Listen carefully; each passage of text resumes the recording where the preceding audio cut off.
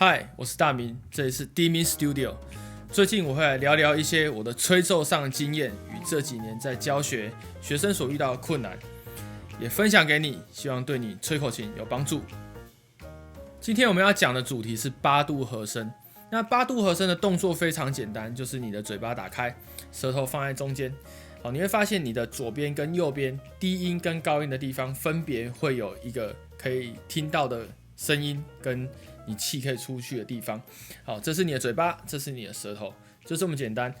把这个嘴型放到你的口琴上之后，你再去调整你的嘴巴的宽度，跟你再去调整你舌头要不要再往前盖多一点，或者是往后缩一点，这些都是你吹奏上的时候再去调整即可。好，那我们在吹奏8度的时候，我个人比较习惯使用的嘴型是我的上排牙齿会咬在上个盖板的地方，那我下排牙齿会在吹嘴与盖板之间的这条缝隙。好，这是我个人比较习惯的嘴型。那也有一派人是不会去咬到盖板的，他们会用嘴唇去接触这个口琴。那两种方法在国内都有非常顶尖的演奏家使用，所以你可以选择一种你觉得舒适、觉得容易演奏的即可。8度在演奏上，你需要用耳朵去分辨你吹出来的东西是对还是错。所以第一个最重要就是8度这个音程，它听起来是和谐的声音，它是一个很和谐的声音。所以如果你今天听到觉得好像没有那么干净，那可能就是错的。那接下来我示范几个8度的声音给大家听，好，你去感受一下它这个声音听起来像是什么。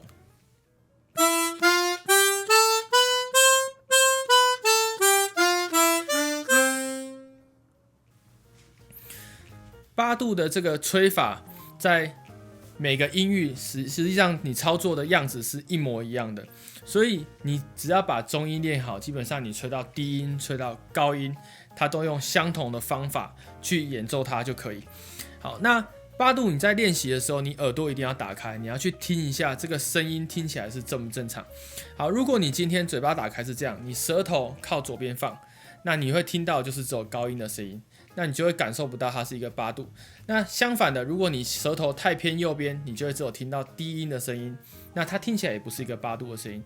如果我今天舌头靠左边放，它听起来会只有高音的声音。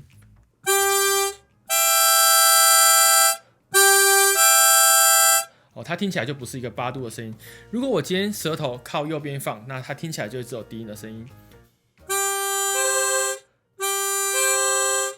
所以这个要靠你的耳朵去分辨，这个声音听起来是不是和谐的声音。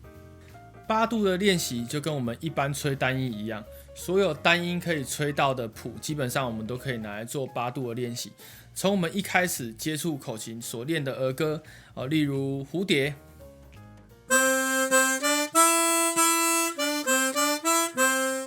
例如苏珊娜。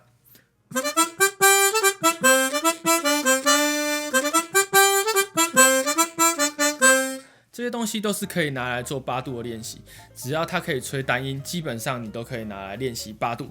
好，让你的嘴巴习惯这个嘴型，然后让你舌头习惯这个位置。只要你上手了，基本上就是剩下的就是单音跟8度的嘴型转换的问题，瞬间嘴型转换的问题。等到你把音阶练熟之后，8度的这个音阶练熟之后，你就可以加在你的曲子里面。那接下来吹一个小片段，这首曲子在我之前的频道里面一样的月光开头，有一段是用8度演奏电吉他的部分，好，吹给大家听。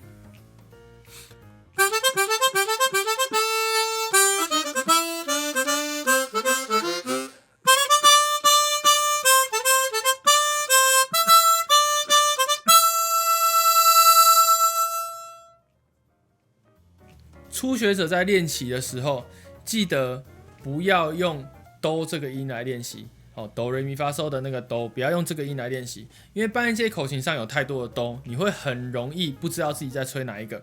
所以我非常非常建议你从咪开始往上走，咪发嗦拉，咪发嗦拉这几个音去练习你的8度的嘴型。那另外一个小技巧，吹气与吸气，我会非常建议你吸气的时候嘴巴稍微宽一点。好，吹气正常，吸气稍微宽一点，因为我们人在吸气的时候，很容易嘴巴会往内缩，缩了声音就会不好听，它有可能会变成这个样子。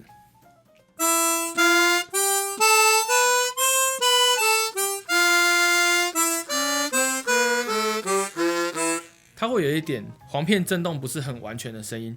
那如果你今天在吸气的时候嘴巴稍微宽一点，它听起来音色会比较固定。